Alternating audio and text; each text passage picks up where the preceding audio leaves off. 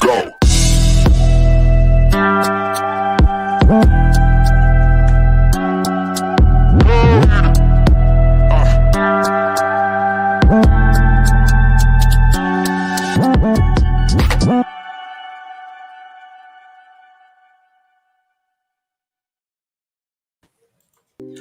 Welcome back to the Stay Onside Football Podcast, where tonight we'll be going through the EPL fixtures for this weekend, Champions League midweek results, the Europa League for tomorrow, FPL, and our very own Stay Onside, Onside Offside segment. Tonight I'm on the couch with Brody. How you going, Brody? Good, mate. And yourself? Chris, how's things, mate? Frustrating, but great. You guys look good on that casting couch. Love it. Got room for you, mate. Soon. All right, well, we'll get into probably the Champions League first, seeing that happened midweek, get into the results and see what happened. So, you want to pull that up, Chris? Sure can. There we go. So before we get into that, let's just say hello. Mason, how you doing? Let's go. All right. Where do we start? Yeah, we'll probably just go in order. So we can see Inter Milan did beat Victoria Plzen away from home 2-0. And a shock result in the second game. Sporting Lisbon beating Tottenham 2 goals after the 90th minute to win the game. Antonio Conte's poor form in the Champions League continues. I believe off memory he has 13 wins, 11 draws and 12 losses off memory. No, yes. I think it's the wins are less than losses. So it's the 13 losses and 12 wins. That's terrible. Garbage. It's not the best record. I think the furthest he had finished in the Champions League was the quarterfinal with Juventus back in 2013. So yeah, just a terrible record for Antonio Conte. Shocking. Especially like a manager of his caliber. You think he'd be half decent, but that's shocking. Yeah, you think, especially that Juve team that in the mid-2010s was ridiculous. We had Pirlo, Vidal, Pogba in the midfield, Bonucci and Chiellini in their prime. You think that he could have done more with them? Obviously, Buffon in goals. You think he could have done more with that? But just a terrible record in the Champions League. But next game, let Brody take over this. 2-1 Liverpool at Anfield. Late goal by Joel Matip. We're back. No. I'm not saying that. No, we're not back. But we did dominate the whole game. They only had that one shot when Disney was on ice again. He was that thing he does. It's got to stop. You know, I know you don't want to give away a handball, but you know you keep giving away goals and might as well take the chance. So overall, though, I did say once Thiago's back, it'll make a difference, and it did. Player of the match, he was. So it's just good to have some control in the midfield. Harvey Elliott still playing great. Luis Diaz creating all the chances himself. Salah scoring finally. Well, it wasn't great, wasn't horrible, but good to see him back on the score sheet again. In defence, Ajax played well. Trent was pretty average again. He made one good tackle and it was exciting. And then, minutes later, he was getting burnt behind again at that back post. So, overall, it was still sloppy. But I'm going to say it was definitely a deserved win. Is it a move in the right direction for Liverpool? Yeah, 100%. Definitely the right move. I think, definitely it's just Thiago, in my opinion. He changes the whole thing.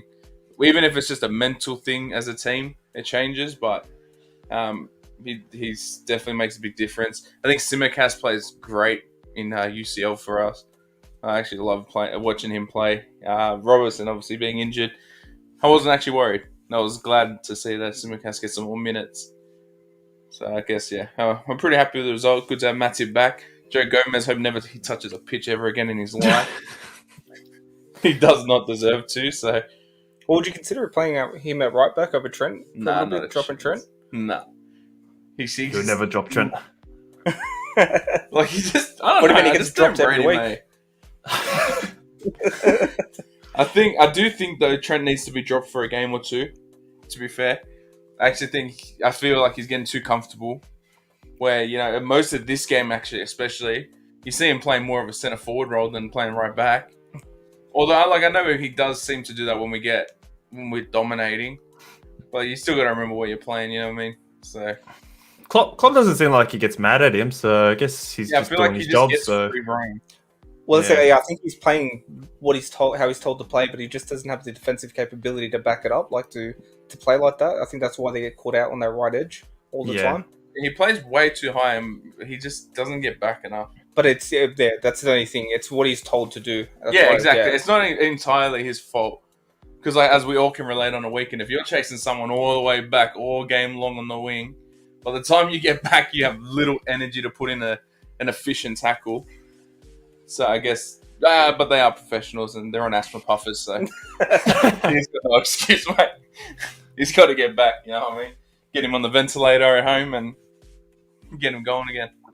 I was going to say that, like, I know you got to play. You can only beat who's in front of you, but obviously it's an Ajax. It's a very depleted Ajax team. Yeah, with the loss of Martinez, Anthony, and who else? Oh, we've obviously taken their manager to Ten Hag, so they are missing a lot of their. Mazzauri? Mesraoui as well went to Yeah. Bayern Munich. Gravenberch went to Bayern Munich as well, so they're a very depleted Ajax team. But still only to get a 2-1 win, and especially late in the game. We're not back. Yeah, I think there's still a little bit to go for Liverpool. I'm not. I to be honest, I only watched about 40 seconds of the game, and that's when they scored the last goal. So I woke up late.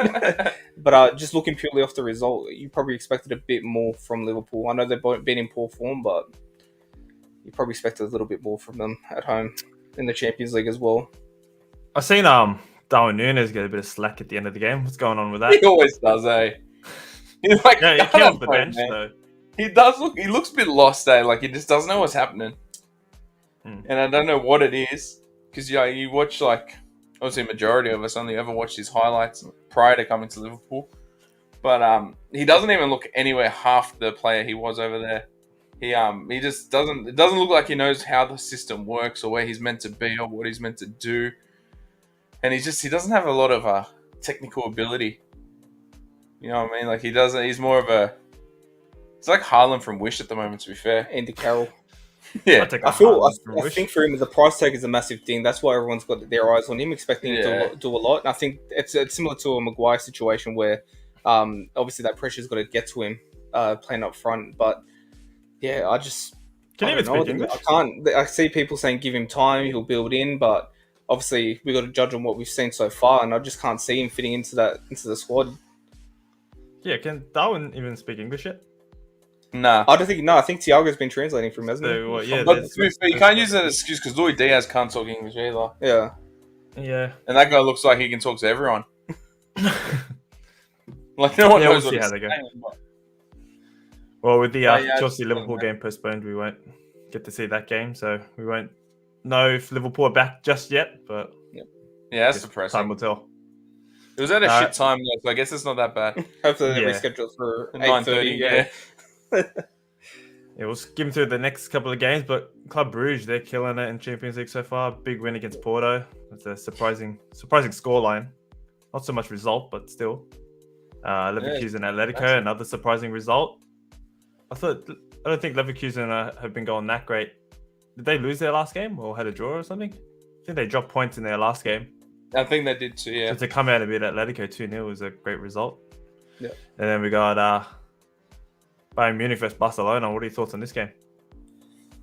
Yeah, again, I didn't see much of the game. I heard that Barcelona missed a couple of good chances. Yeah, Lewandowski thought he was still playing for Munich. Missed a couple of sitters. But again, I think with my bold prediction for the Champions League, I can still see it happening. Barcelona not making it out of that group. It's not. It wouldn't be surprising because it is a tough group to get out of. With obviously they'll be battling Bayern and Inter for the two knockout spots. But yeah, I just can't see Barca doing anything in the Champions League this year. I feel like it's a similar situation. Obviously, they're different levels of clubs, but it's a similar level to Nottingham Forest just buying all these big players and just chucking them into a team together. It sort of feels like with Kessier and Lewandowski, like Koundé and Rafinha. And yeah. Speaking of Koundé, do you see how he did that thing about Chelsea? How I was like, I almost signed with them. Have you seen that? No, what's that? I didn't see that. He put out a tweet, or it might have been, it was an Instagram post or something. He's like, and to think I almost signed, and then he put like hashtag something Barcelona nonsense. And then after that game, Thiago Silva put up a photo of him eating popcorn and saying, "Oh, and we almost signed him." And I thought that was a great hit back from Thiago, even though you guys didn't really win either. But it's still a good hit back because Kunde got burnt out there. Yeah, that's So probably the only thing I liked about hilarious. I should have got game. some photo references for it. But I only just seen it like not even half an hour ago. I seen the Thiago Silva one, but then I seen like a full video about Kunde putting it out there first, talking shit about Chelsea. So it made me laugh. Well, we never know. Chelsea and Barcelona might meet in the Europa League, so we'll have to wait and see. Moving on. Marseille, Frankfurt taking the win 1-0. Milan and Zagreb. So this is in Chelsea's group, so not a great result. But I guess if Chelsea can get a result against AC Milan, it'll help. Yeah, for sure. Shakhtar Celtic 1-0. Rangers taking another heavy loss to Napoli 3-0. I think all the goals came late in that game after a red card too. Yeah, they were pretty unlucky, Rangers. I did see the highlights for that. They saved about 2 penalties. What's called? Saved 2 penalties? Pardon? Oh, conceded 2 penalties. Yeah, no, they saved 2. Saved 2 penalties. And there was only 1-0 up until the 85th minute, and that's when the goals started piling on. So I'm assuming that's when they started pushing forward, trying to get the equaliser. So they were pretty unlucky to lose 3-0. I don't think that the scoreline does their performance justice. Not bad. They are in a pretty tough group. They're in Liverpool's group, aren't they? Yeah. So, yeah. It doesn't look like they'll continue in Europe. Chelsea, Salzburg. Frustrating result. 1 point from 2 games from possible 6 at bottom of the table. Yeah, to drop points again is not good. Frustrated. As well. Yeah, Potter's debut in not only for Chelsea but for the Champions League as well. Yeah. It's frustrating, but at the same time, I'm still calm about it. Like, it's his first game, so I'm not going to judge. Going off the game. I seen the lineup. He went with a 4-2-3-1, which is it's great, a bit of change, but you're gonna go with two. You're gonna go with 2 centre halves.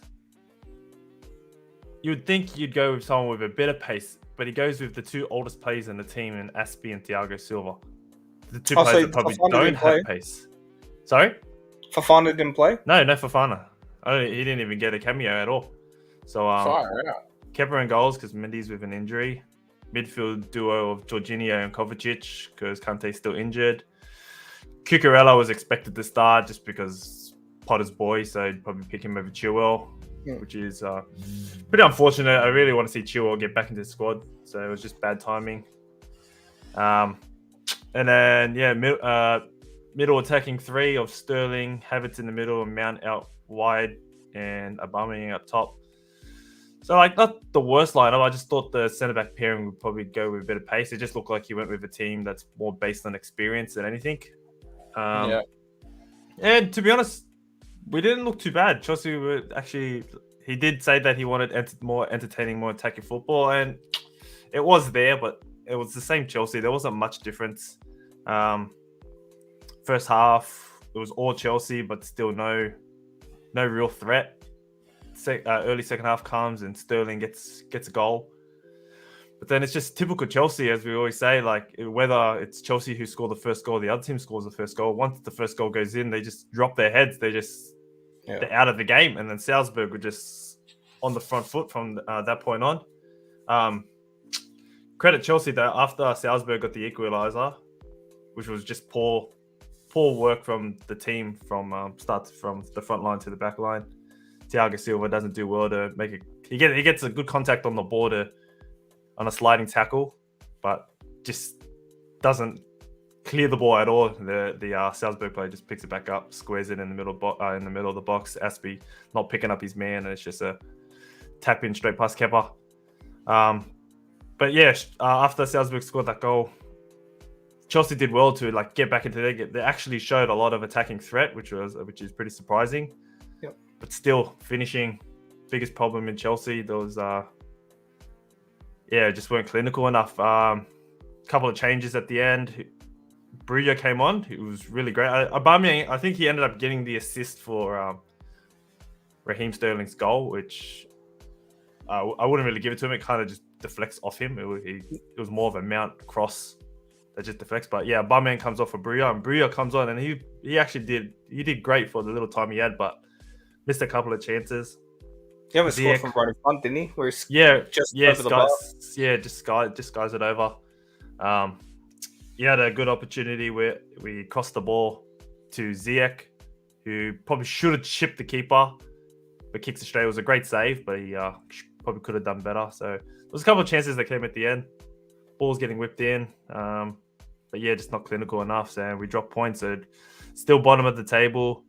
Not panicking just as yet. We've got a double header against Milan still. If we can get maximum points from there, then yeah, we're fine. But if we drop points at all to Milan, then yeah, we'll struggle a bit, especially dropping all 3 points to Zagreb and dropping another 2 against Salzburg. So yeah, tough. They did look. I know they were at home and it was against Zagreb, but they did look really good against Zagreb. I know they conceded, but yeah, they looked like they played really well against Zagreb. Yeah. Yeah, they're not doing too bad. So yeah, we're going to see how Chelsea can take them. I'm confident that we can beat them, but in saying that, we should have done. I was confident in beating Zagreb and Salzburg too. So yeah. Don't know, but early days. Potter's first game. He's only been at the club for a week, so he hasn't really had time to get sorted. Like I said, he picked a team that looked like it was more just experience than what we actually all wanted. So yeah, only time will tell. I'll give him a couple of games, see how he goes in the Premier League as well. But getting out of the group stage is going to be a bit tough from here. I don't think I've asked you this yet, but have your ambitions or expectations changed for the season now that Potter's come in? Are they the same or? I'd still stay the same. Like even with Tuchel's bad performances, I wasn't panicking. It's too early to panic. Yeah, I thought about even a prediction review and whether I'd still have Chelsea in 4th, and I think I would have if Tuchel was still in charge. I still would have had Chelsea in 4th. I think that's just a bit of choosing from the heart than the head, but yeah, I don't know. I don't really see much difference. Like I said, I watched this Chelsea team. It still kind of looked like the same Chelsea. The mentality was still the same, but going forward, the structure probably was a bit better. But yeah, it's hard to go off one game. You don't know if this is still Tuchel's team or Potter's team from this stage. So we'll give it time. That's it. Yeah, well, that's all the questions I have. I couldn't think of anything there. Yeah, look, with Chelsea, it's a bit hard. You can't really question them too much at the minute because obviously they're going through a transition now with a new manager. Obviously, we've seen Potter in the league before, but we just don't know how he's going to do at Chelsea. Yeah, I just don't know what to expect from them this season. Me personally, I'm thinking maybe it's a bit of a write-off now. If anything does happen, he can always fall on, well, you brought me in, it's not my team, I haven't had a transfer window. So if he does have a poor start to his career at Chelsea, I mean, he can always just fall on that. But yeah, I don't know what to make of Chelsea seasons thus far. Obviously it's been poor, but yeah, I just don't know. I know Chelsea are known for sacking managers, but yeah, sure, you can't sack a manager and he's already in a season without a transfer window yet. So we're not thinking about that. We're just going to see where Chelsea goes from here on. Yeah, I think still top 4 is the target. If he doesn't make top 4, he's not going to get sacked or anything, but yeah, we'll see. Yeah, we'll see what happens when it gets closer to that. It's still too early to judge. All right, moving on. Real Madrid versus Leipzig. 2-0 win to Madrid. Did anyone catch this game? I haven't. I seen Valverde scored. I'm not sure who the second scorer was, but that's as much as I looked into it, to be honest with you. Christian? No, to be honest, I didn't catch any of this game. Yeah, I just saw the photo. No one cares about Madrid. I just saw the photo of Werner and Rudiger. Yeah, that's why I was going to bring that up as well. I've seen that as well. Oh, yeah. Little friendly rivalry. I will move on to another Premier League team, Man City versus Dortmund. So this game was a bit more exciting with Man City being down to a Jude Bellingham goal. I think that would have got everyone here a bit excited, especially Brody, with the news of Jude Bellingham going to Liverpool. Well, we don't know. He could go to the other Manchester team. Yeah, I seen at the end of the game a little bit of rivalry between a little bit of a little bit of an argument between Foden and Bellingham, and I've seen all the English fans getting upset, saying, "Hey, there's a World Cup around the corner. Can you guys stop arguing?" But yeah, the feistiness against Manchester City. So the United fans and the Liverpool fans. He had a point to prove. Bellingham, obviously being a former. Oh no, he was not. Actually, disregard that. Thinking of Sancho, he wasn't a former City product. But no, well, even just coming back to England to, because obviously I think he was asked in the press, and he got a bit offended by it, asking does he have a point to prove coming back to England, and showing that he's worth the money or worth the player that he is, and he seemed to be a bit offended by that. So he obviously was that after the game? In the press conference. Oh, even before. Oh, okay. Yeah. But yeah, I think he's one to watch, and obviously if Liverpool do sign him next season, it's going to be scary. So yeah, great young hopefully player. someone else can snatch him up. No, mate. Well, other than Jude Bellingham's goal, two other great goals. One, let's talk about Stones' goal. That was a screamer from outside the box. Jeez, I didn't even realize it was Stones when it was hit. Yeah, I know. Jeez, so it was Just great. taking some notes from Vincent Company. Jeez, yeah, it was a bullet. And then Haaland with a tap in, but probably Tap the greatest in. tap in that you'll ever see. I would have scored it. See, you get your legs off. You're struggling to get your leg up on your knees right now on the couch. I got to hold it up. But yeah, Haaland just extending his The goal-scoring lead. whole goal in general was just ridiculous. Outside the foot ball from Cancelo to find the outside of the foot of Haaland. Haaland, yeah, the ball was up near his head, and he just stuck a foot out. Yeah, increasing his goal tally. I've seen a post today that he's only one goal behind Luis Suarez for more Champions League goals. Oh, really? Yeah, already at this Wow. age, he's only 22 years old. He's only 4 behind Rooney, so yeah, he might even get that this season. So he's flying. That's ridiculous. All right, to round off the Champions League, got Copenhagen versus Sevilla, ending in a 0-0 draw. Juve versus Benfica. I'll stop on this one because I predicted this one in our last episode. Benfica is the dark horse. And you predicted Juve to go out as well. Yeah, it's still early days, so I don't know if Juve could still steal that second spot. But yeah, I did want to write off Benfica and Benfica. PSG are on 6 points now, so it'll be pretty tough One for them. more. It's a mountain to climb. Yeah. Well, they gotta face each other, Benfica and PSG, don't they? So Yeah, it's true. they gotta drop points there. But yeah, if Benfica can get to 9 or 10 points, they'd be looking pretty good. And then talking about PSG, they won a 3-1, actually being 1-0 down to Haifa early on in the game before Messi scoring an equaliser just 5 minutes after, and then typical PSG, Mbappe, Neymar finishing it off with the front three all scoring, getting on the score sheet. So PSG look like they'll get out of that group pretty easy. Surely. And yeah, that pretty much ends Champions League. So ups and downs all around. You ready to move on to Europa League? Yeah, we'll move on to Europa League next. See. What's that? Well, the Arsenal game actually got postponed. So Oh, did it? Arsenal versus PSV. So that's not happening. That's not going through. So the only Premier League team we can actually follow is Man United. So you want to take us through Man United versus Sheriff? Yeah, Man United versus Sheriff. Yeah, look, it's hard. Like, I feel like it's been like 2 years since we last played, even though we only played last week. But yeah, traveling to Sheriff. Obviously, we saw what they did in the Champions League last season, where they did upset Real Madrid. So yeah, I don't know what to think of going into tomorrow. Obviously, we're coming off that loss against Sociedad, where realistically we should have won. We played very well on the attack, but we just couldn't finish our chances. Obviously, Ronaldo, I think, came the closest with that disallowed goal, but yeah, I don't know. I'm still worried going into every game with United.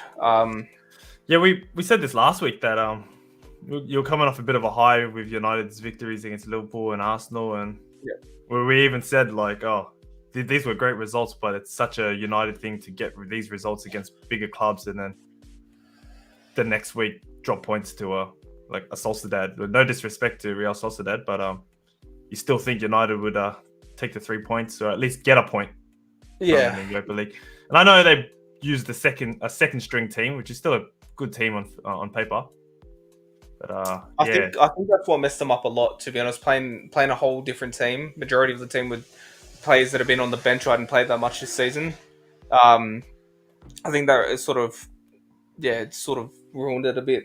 But look, again, we still played very well. We still attacked very well. I think it was a harsh penalty that we gave away, or that the ref gave. It was no way a handball in my books. I don't know what you boys think, but it was no way a handball. But yeah, I think we deserved to win the game, but we didn't take our chances. So yeah, whatever. Better say yeah, we kept them. it was a harsh call, but I was 50-50. Only reason I say it's handball is because I remember Chris when Reece James we brought did this it, up. Yeah, we brought. and you this went up to bed as straight away, mate. You were done. well. That was it. You're like, I'm Deflection, jumping off. The argument was deflection off the knee into his hand shouldn't count. Yeah. But we've seen it be called for a handball still. The Rich James one was a lot worse than that one. When I seen the United game live, I was like, "Oh, that's a harsh call," but it did go up to VAR. So I guess at the end of the day, it was on both referees, both officials. Yeah, but yeah, with tomorrow, I'm expecting us to play a full team. Considering we didn't play last week and we're not playing this weekend, I think we should see a full strength squad traveling to Sheriff. Where realistically, really, we should be smacking them. To be honest, even though we're away from home, we should be smacking them. But I'm still not that confident. When you say full strength team, do you reckon it'll be that 4-2-3? When you say full strength, do you reckon it'll be that same 4-2-3-1 that hasn't failed yet with Ericsson in the sixth role? Yeah, I think it'll be the same teams that we've been playing. The same lineup that we've been playing in the Premier League. I think it'll still be that lineup, surely. I seen Harry Maguire's picked up an injury, so lucky for you. Oh damn! How unfortunate. But yeah, no, just like I said last week, I'm just not confident going into every game so far. I think we still need another month or two of consistent performances. I know we dropped points last week, obviously losing just not good at, but even if we can come back with a win, they'll be massive, just to show some what's the word I'm looking for? Show some passion. Yeah, I don't know. Yeah. some fire. Yeah, just not drop our head straight away after a loss. Like, are you guys at home? No, we're away. I'm pretty sure we have to travel okay. to Sheriff. Yeah. Well, it was probably like you said, it's probably a great time to go away to Sheriff. But, Where is Sheriff? I have no idea actually. That's a good question. I want to say Switzerland or something. But it's probably the best time to go to Sheriff, considering all the postponements. No game prior, no game afterwards. So happy days. Still annoying. I still rather us play on the weekends. I want something to do on the weekend. It's like Where's it? Moldovan. Moldova. Yeah. Oh yeah, Moldova. Yeah. All right. I think that's all we'll cover from Europa League. There's not much to cover. Only Premier League team. Like I said, Arsenal have been postponed. Let's talk about the Ipswich boys who've come in. I don't even know who they're playing this weekend. I think they got Sheffield Wednesday. I'm learning. I'm picking up. You're I think they got Wednesday. That's a tough game. If they ask for a prediction, I'm gonna go with probably a 1-1 draw. Keep the undefeated streak going, but not get all 3 points. It is Sheffield Wednesday. You're on it, mate. But yeah, mate. I'm studying for the boys.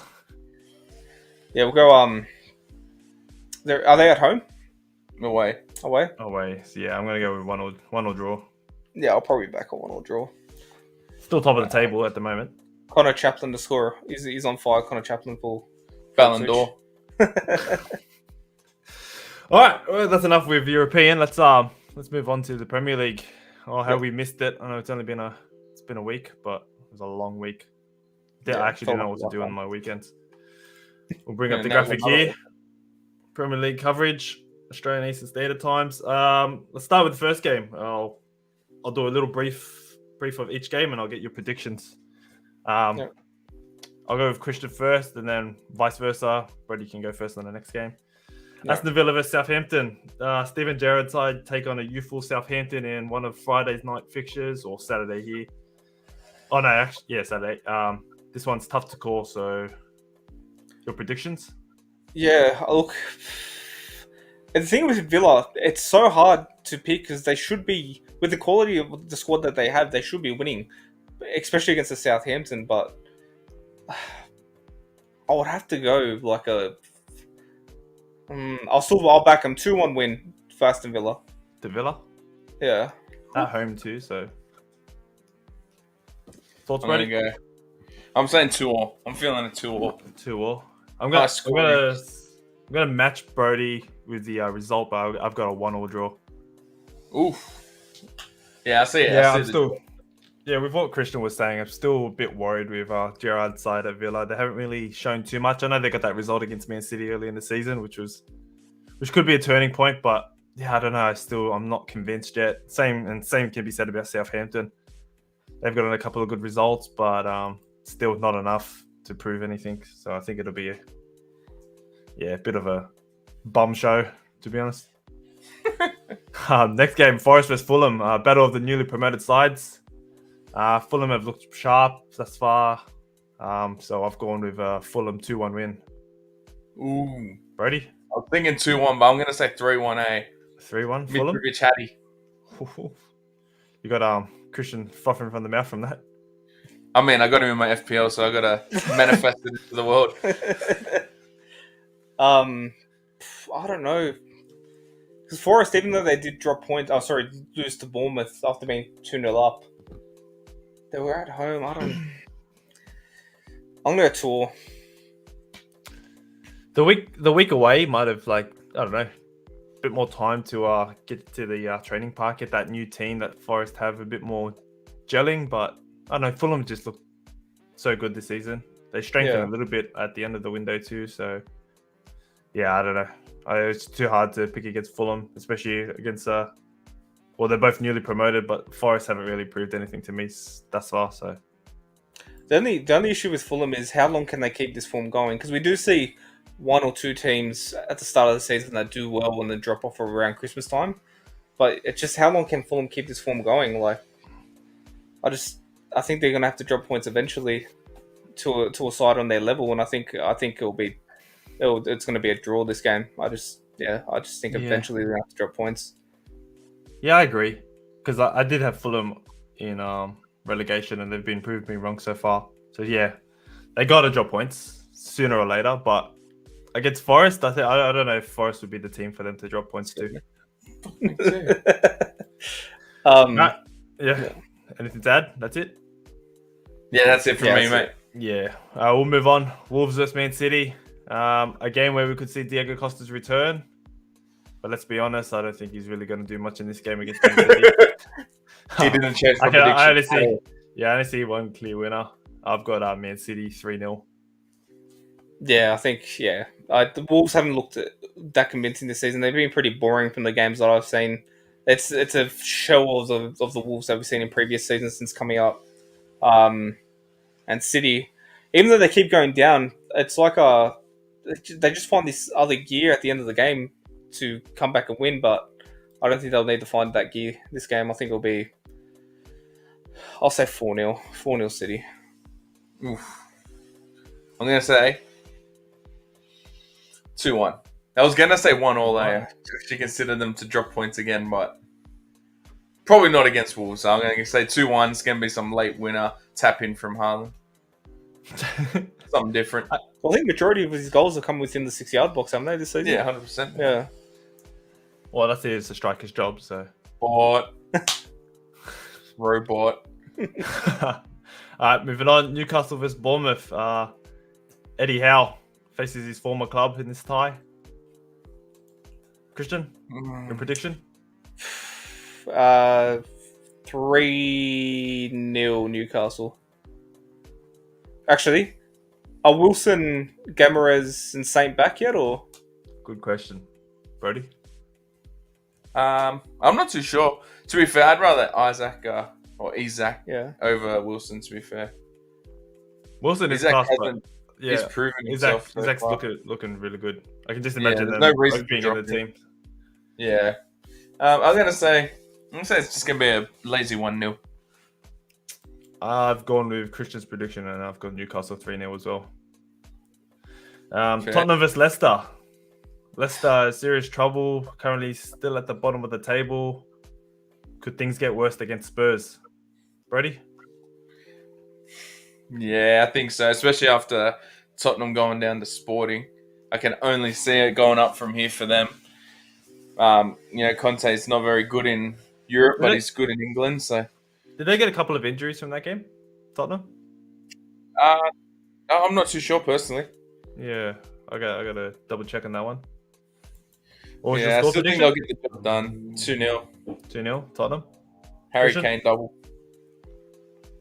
You got him in 4-0 your Rodgers fantasy, sacked don't you? on Monday morning. What's that? Damn. 4-0 and Rodgers is sacked Monday morning. Oosh. Even against Tottenham? Damn. It's going to be their worst performance this season. They're going to get absolutely drubbed, and Rodgers will be out of there on Monday morning our time. I'll stick to Tottenham winning, but I've gone with a 2-1 win. I think it'll be a bit closer. I feel like Tottenham still aren't they're not real strong in defense, and I can see Leicester snatching one, but in attack going forward, Tottenham will dominate. Brentford versus Arsenal. Both teams have an excellent start to the season. Brentford at home. Do you reckon they have enough to stick it to the Gunners? Nah. I don't think so. I reckon high scoring. I'm saying 4-3 personally. Jeez. I think it's going to be real high scoring, eh? Goal fest. They both are very good in attack, but both can leak goals too. So Wait, am I reading that? Does this say 8 p.m. on Sunday? coverage starts. That's coverage, so it'll be like probably 9 o'clock. It's still 9 o'clock on a Sunday. Game, that's a beautiful time. I ain't complaining. Hey, I'll watch that. Yeah. Well, you said 4-3. Yeah, I'm saying 4-3.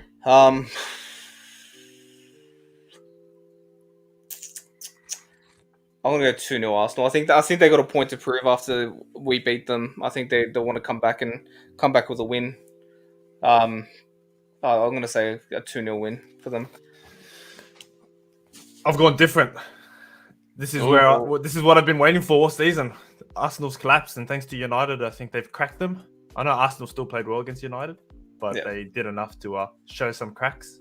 I think Brentford at home will do enough to steal a point, and I've gone with a 1-1 draw. Ooh.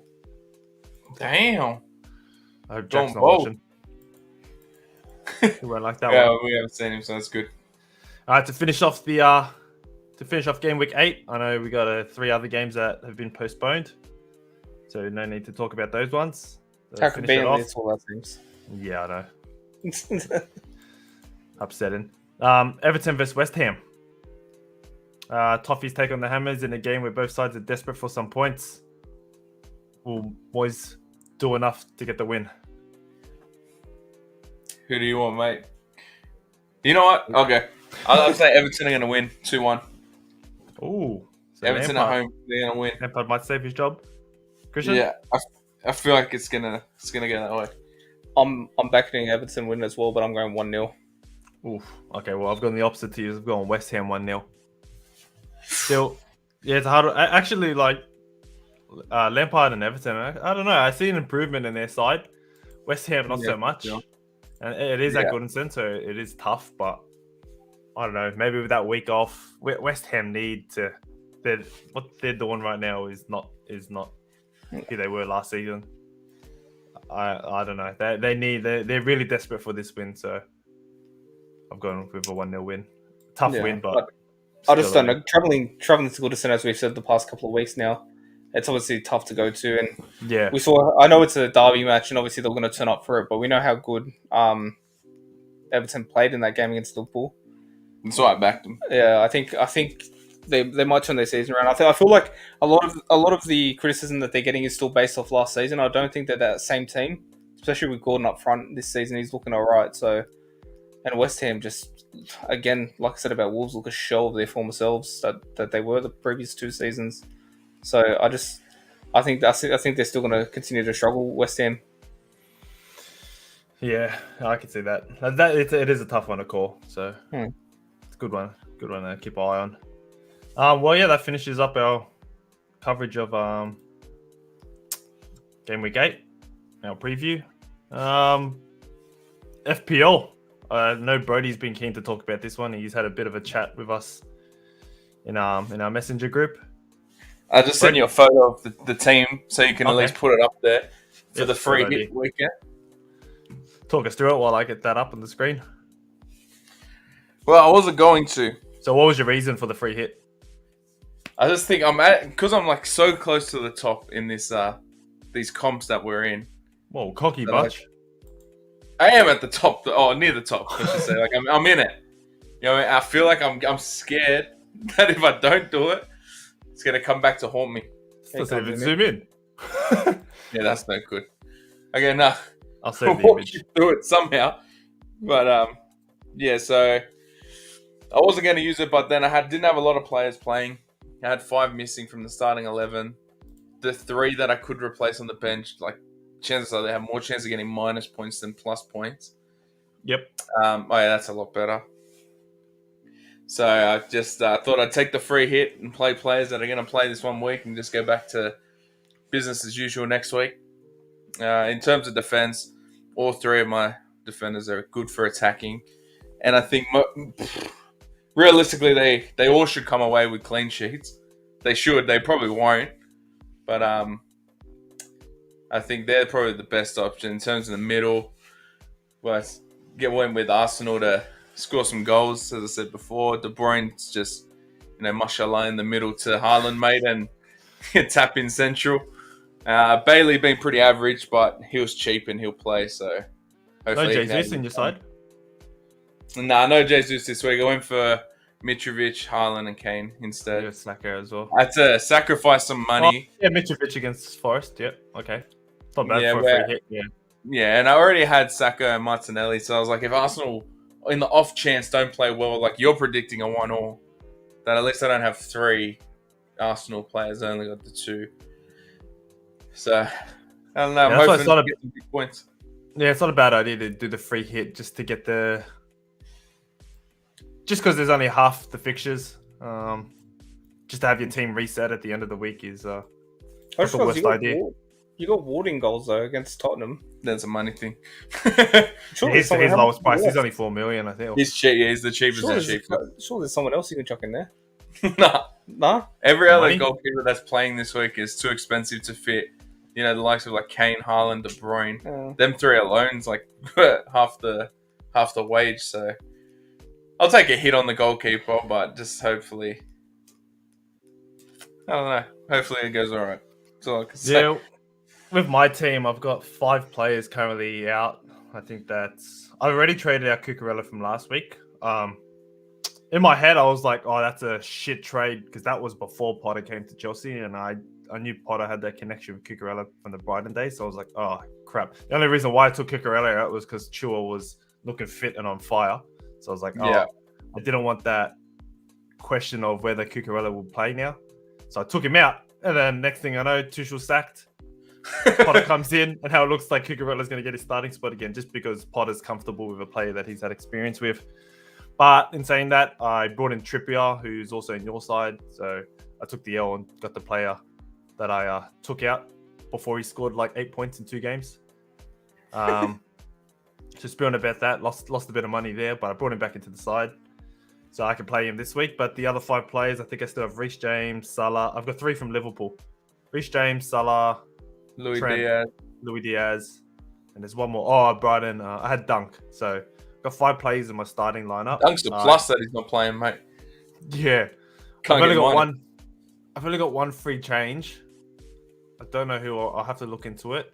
Maybe I take Louis Diaz out. I don't know what's happening. He still looks like he's getting big minutes at Liverpool because Jota's playing more of that central role. With, and they're putting Firmino in like a centre mid sort of role too. Yeah. So I don't really want to sacrifice Louis Diaz.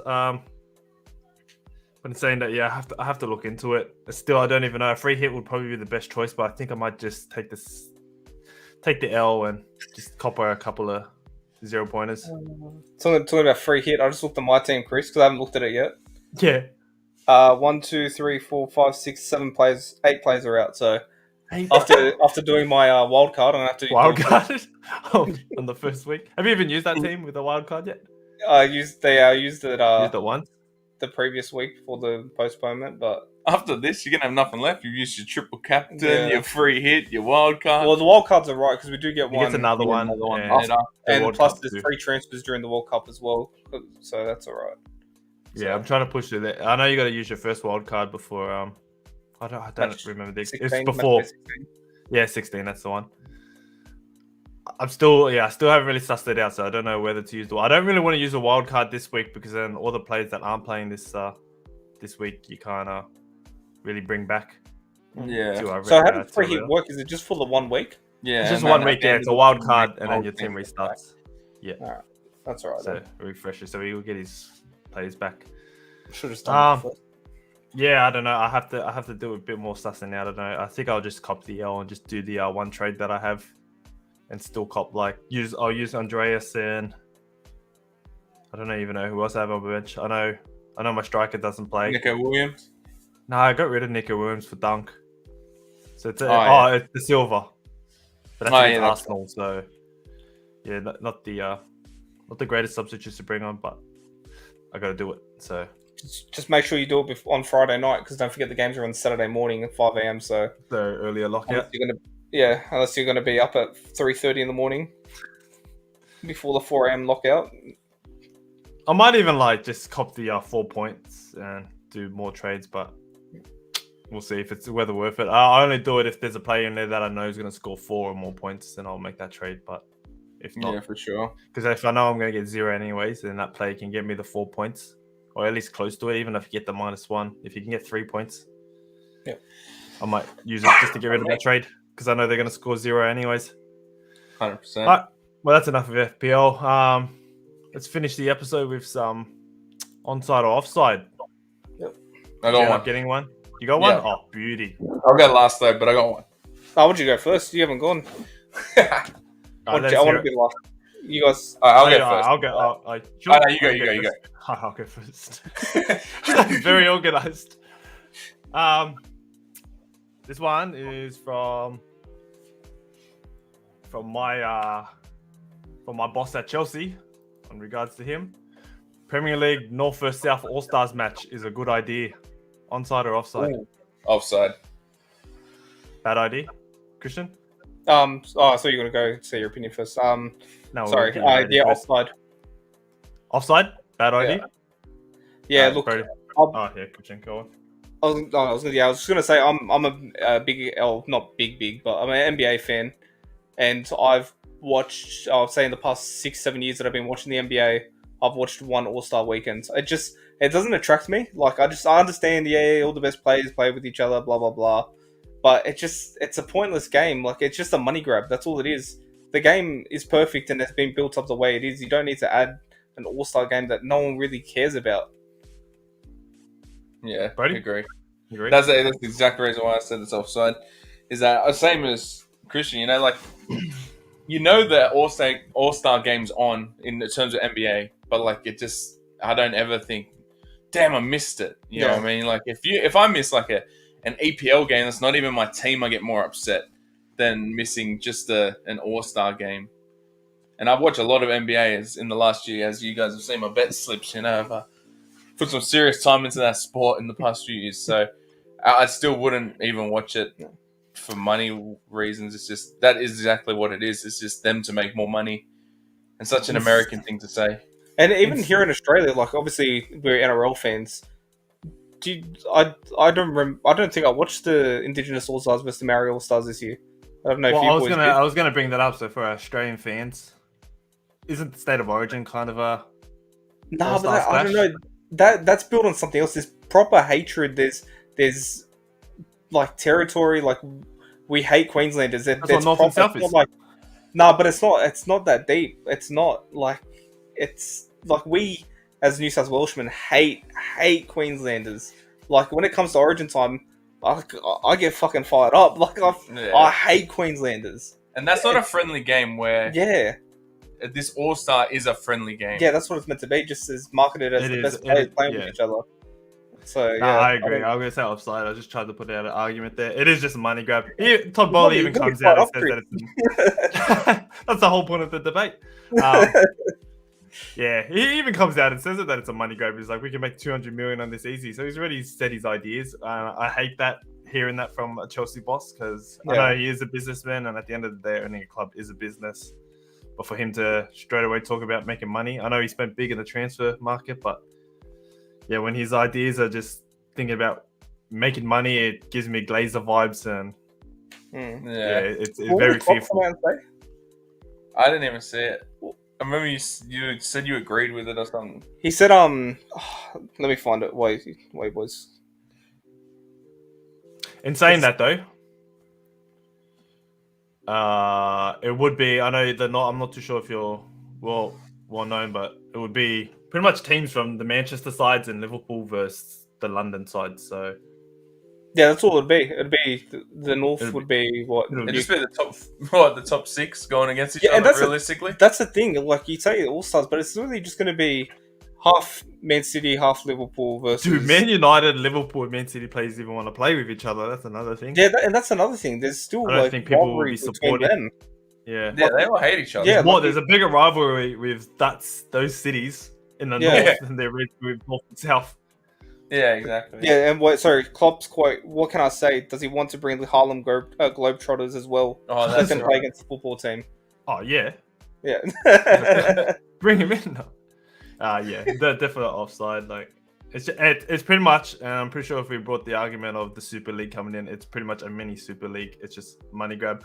Instead of the biggest teams in a tournament, it's the biggest players in a smaller tournament.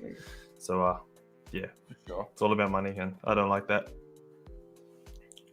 I know at the end of the day, it's more football. Like, you're not going to say no to more football, but don't really care. Yeah, if there's no attachment to it, like, I love. Yeah, I don't think the players would want to do it anyway either. Oh, if you throw money at them, I guess they would. But they really play as many games as they like. That's what I mean. There's a lot of games, So with the international game, where would you find time to fit that game in, anyways? Yeah. So. All right. Fair. Hear that. You're up. Oh yeah, that's right. How good it is, but sounded good when I thought about it. That players that are their nationality is English and in the Premier League get rated way higher than international players. I'd say, like, overrated in terms of their English level. Players are overrated compared to players outside of England. Yeah, that's the easy way of putting it. Like, I can have examples. The whole reason I thought about it, like, say for instance Declan Rice, I don't think. Well, I'm offside, obviously. I mean onside. I think they are overrated, but like, I just don't think that he's as good as some of the other defensive midfielders are in the Premier. Who would you compare him to? In terms of his ability, I wouldn't even say he's anything special. I don't think he walks into any of our teams. I think he walks into United team. I think, yeah. You reckon? I think Declan is pretty class. I think he walks into most teams, even outside of England. But I do agree with you. I do agree with you with England players definitely being overrated. There are stuff like Anthony Gordon. I can't see any other club outside of England. I can't even see any club in England paying how much he was rated for. But England players are overrated. It's probably wasn't the greatest example, because you would rate. Yeah, okay, he wasn't. It's a bit hard to judge. It's a bit hard to judge Casemiro because he hasn't really played at United yet. But you'd still have Declan Rice in front of Casemiro, where Casemiro was probably like a top tier player outside of England. So, I don't know. I would have to say onside, but purely for the fact, and I did mention this last time when we talked about English teams in Champions League. I think it's just the media, obviously, that we follow. Again, like I said last time, obviously it's English media. They don't really follow players outside of England or out of the UK.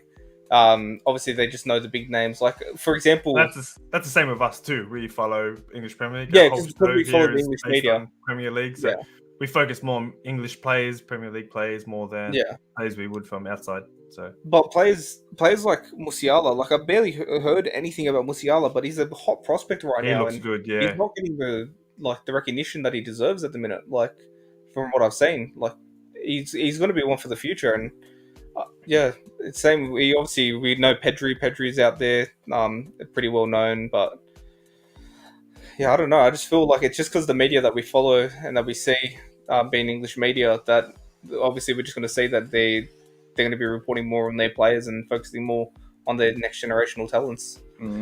I think just to add to like pretty much what Christian's saying, that he's completely right.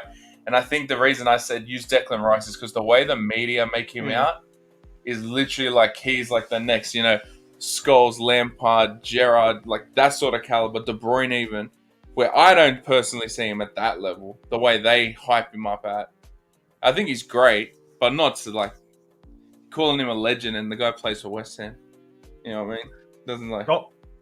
Going off what Christian just said too, and going off what you said, it brought up another great offside question that I just thought of. Is and this is kind of what Christian said last week, but more so just leagues and not Champions League. Is the Premier League overrated, as in it's classed well above all the other leagues, as the other leagues are more classified as farmers leagues like the Bundesliga?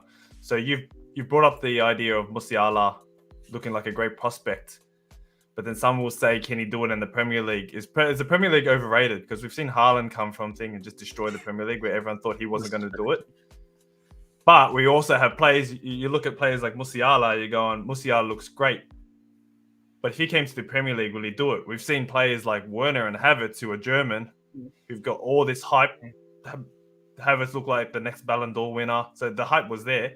And these guys weren't from England. There was no English media about it. They came to Chelsea and they've probably had the worst stint in their careers so far, other than winning a Champions League, of course. But in that sense, like, there is players out there that get the hype that aren't from England, but they can't prove themselves in the Premier League. But at the end of the day, is the Premier League overrated? As in, it's much harder than the other leagues? Or is that just media? We talk about, obviously, you just said Farmers League, so the first thing I think of is obviously Bundesliga, with Bayern dominating for so many years. Obviously, we know PSG did lose 2 years ago in the Ligue 1 to Lille, and they lost a couple of years back when Mbappe was coming through at Monaco. But again, they dominate that league. But you look at the Premier League, like, Liverpool won a couple of years ago, and Chelsea between a couple of years back, but it's just been predominantly City. Even though it's like there's a little bit of competition, it's like City just dominate this league, and I don't think people recognize that. We love to put this thing in our head that our teams can win it, but I seriously can't see anyone beating City for a long, long time until maybe Newcastle finally find their feet with all this money. That's when they'll start having a proper challenge. I know Liverpool pushed them, but it still took them how many points did you guys win the league on? Yeah, no, like, I definitely agree.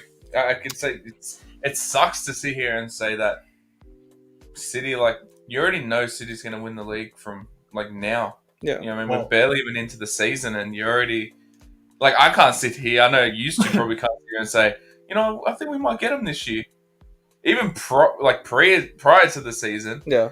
I'm hopeful, but I'm never confident that we'd win the league. I'm more confident that we'd be the best team in Europe before the best team in England. Yeah. But with that, look, there is so much quality in the Premier League compared to the other leagues. Just to the fact that I did say again last week, is the fact that there's so much money pumped into the Premier League that they can bring these quality players over. Obviously, you look at other leagues like Germany, like the Bundesliga, like Serie A, like La Liga, where it had always been back in the day, where those countries are predominantly dominated by their own nationality. Like, you obviously see a lot of Spanish players in Spain, a lot of Italian players in Serie A, but you look at the Premier League, it's just mixed with a lot of talent. That's why I feel like the quality is good in the Premier League, but I don't know about calling it overrated. It's hard to say. I can't sit here because I don't watch Bundesliga, don't watch Serie A, La Liga. Like, look, the only other league that I watch is the Scottish League, outside of the Premier League. That's the only other real league that I watch. Well, Brody was saying that he wasn't sure about his question, but his question has actually opened up to about 3 or 4 more onsides or offsides. Yeah. It was a great question. What you were saying with the Premier League too, this leads to another one that I want to bring up. Does the Premier League... We could be here forever with these onside or offsides because they're just coming out of my head now. Does the Premier League tarnish England's potential in international football because of the reasons like you said? You have La Liga dominated by teams that are filled with Spanish players. You have the Bundesliga. You have Bayern Munich, team full of Germans dominating the Bundesliga, so on and so forth. But then you've got England, where you've got all these England players playing at different clubs. Then they come together as rivals. They can't gel as well. And that's same even going back to 2005 or the other days when you had Lampard, Gerrard, and they all came out and said, yeah, we probably should have won an international title, but we were more worried about talking to each other. We had the United players sitting at one table, the Chelsea players sitting at another table, the Liverpool players. So you had them splitting up. Do you think the Premier League is to blame for England's bad run of form in international football? Look, would you say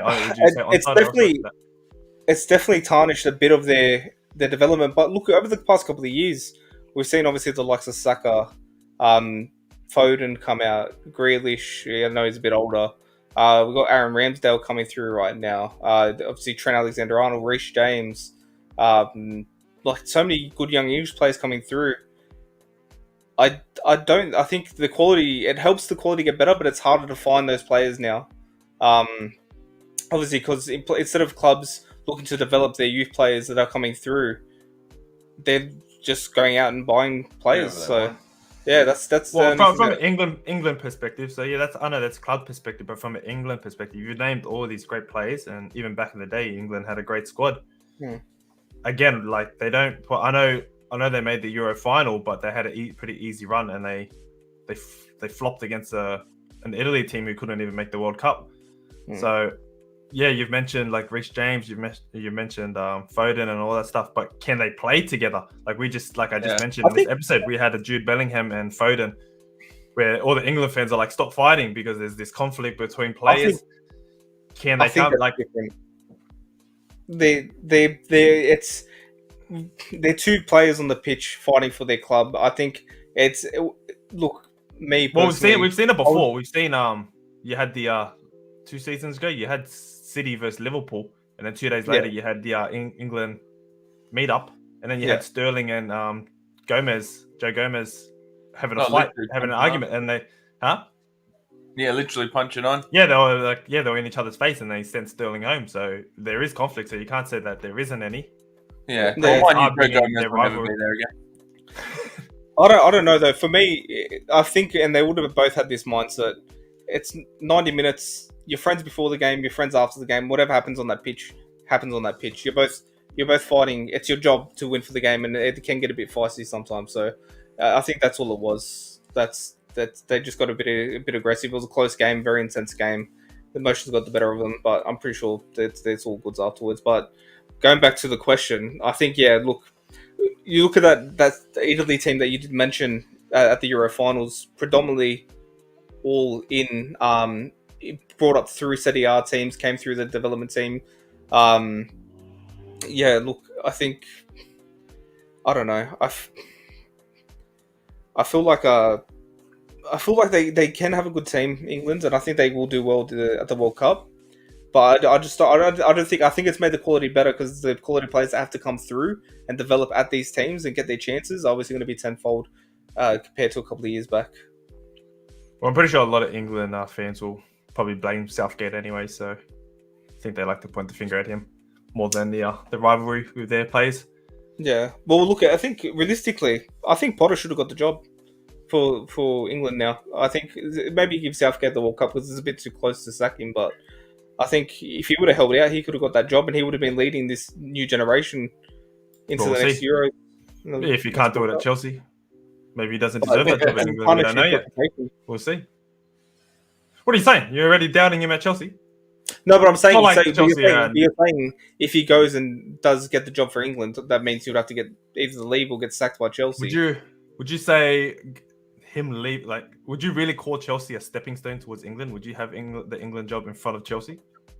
Is that a bigger job? Yeah, it's a national team. I know. Look, club football is massive. Everyone loves club football. I know you boys, especially. I'm a bit different. I love supporting my country, but you guys really don't like, and a lot of people don't like the international break. So what's stopping him from using Chelsea as a stepping stone and going to England? And if England is a bigger job? No, but I'm saying as in the time, because I was saying more in the next 6 months or 3 months after the World Cup. If Southgate goes, obviously Graham Potter's not going to go in the next 3 to 6 months up from Chelsea. So Well, if Southgate's going, the job's there, and Potter wants to go, I guess he could still go. I know he's under contract, but Yeah, I don't know. The things Chelsea can will still have happen. to agree to it, and Yeah, I just can't see it happening. yeah, I don't know. Still, you hype up about the England manager job. I know it'd be great to have, but I just can't see. I'm pretty sure they would have got rid of Southgate by now if anything was to happen. But we'll see how they go in the World Cup, if anything. Sure. All right. All right, Well, my one. yep, we'll finish off with yours. We've just been All going right. over an hour, so we'll finish up here. All right, so my one is Graham Potter, next manager sacked. No, I'm joking. No, it's Haaland will break. Onside. Oh, sorry. Continue. Haaland will break the record for the most UCL goals this season, which is held by Cristiano Ronaldo with 17. What's he on now? So he's already on 3. Offside. Who's in their group? Sevilla, Copenhagen, and Dortmund. Oh, they haven't versus Copenhagen yet. He's going to get 4 goals there. Nah, I don't think so. 17 sounds way. I think Ronaldo's They're getting safe knocked with out that for a the couple of quarter, years. around at the least. 16. Then you can't score 17 by then. Yeah, Yeah, I think City will go all the way, but 17, that's a lot. So don't know. I think Ronaldo's safe with that record. Yeah, I went offside as well. I remember that 13-14 season, Cristiano Ronaldo. That was prime. Start of La Decima, start of that Real Madrid dominance. Cristiano Ronaldo was just unplayable that year. That tournament, like he owned the Champions League. That's where he got. That's where Mr. Champions League came to life. That's where I feel like he earned that nickname, Mr. Champions League. Because then he backed it up the next season with 16 goals. So he was one off his own record the next season. He was just unplayable during that time, and so good. Yeah, his record Wish I looks could hard to beat. relive those 2 years just watching him play. Do you reckon Haaland will surpass his goal scoring tally in the Champions League? How much does he have? 130? I think so. I'm not too sure. I don't even know how much Haaland's on, but he's killing it at the moment at 22 years old.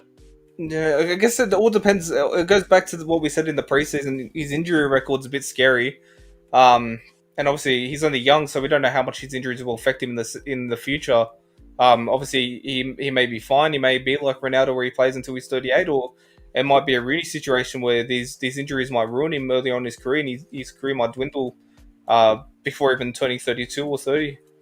He hasn't looked too bad at City with like injuries. He's never really had a major injuries. He's had a lot of minor injuries. So Yeah, but the thing is, it's a lot of minor injuries within like so close of each other.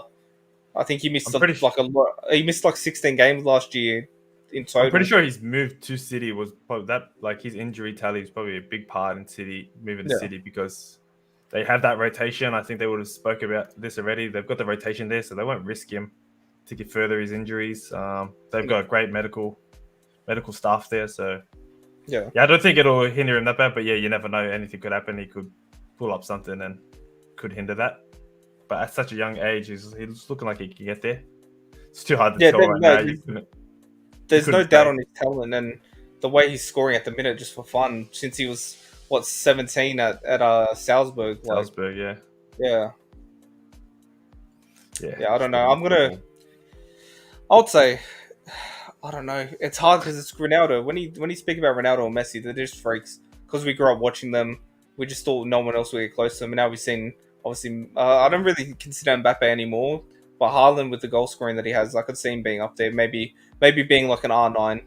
Mbappe's fast, but his ego just gets in the way. Mbappe. He's the player. He can do it. And I'm not going to say that he's not the player. He's definitely can do it. But that ego is getting in the way. And at the end of the day, it's a team sport. Ego is not a bad thing. Ronaldo had a bit of an ego as well. Yeah.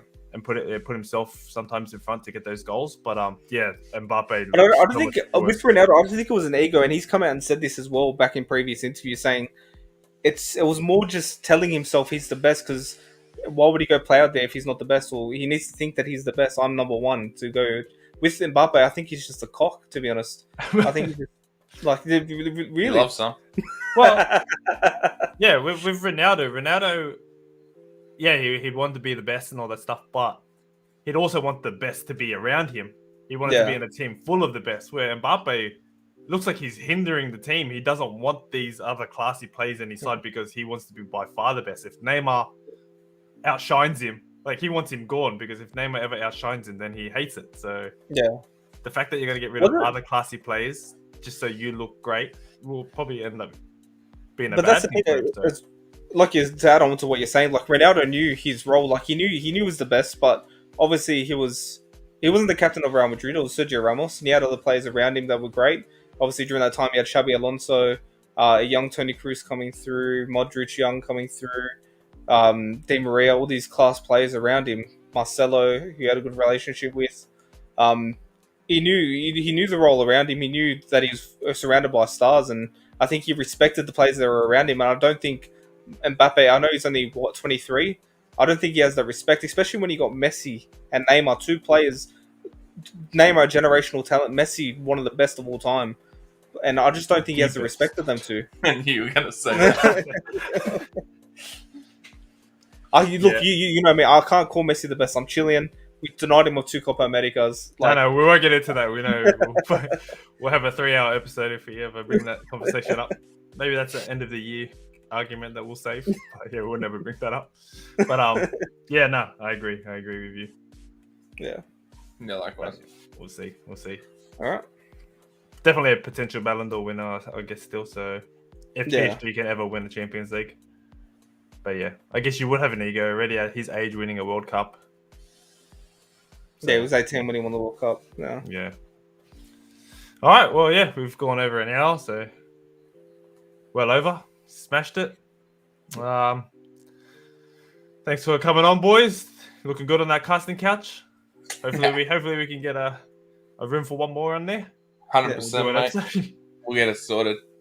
Yeah, so it was so good to have the Premier League back on. I know none of our teams are playing, so not the greatest for us, but it's still good to have football back on the weekend. Yeah. And in saying that, Christian, would you like to send us off? As always, thank you for tuning in, guys, and remember, stay onside.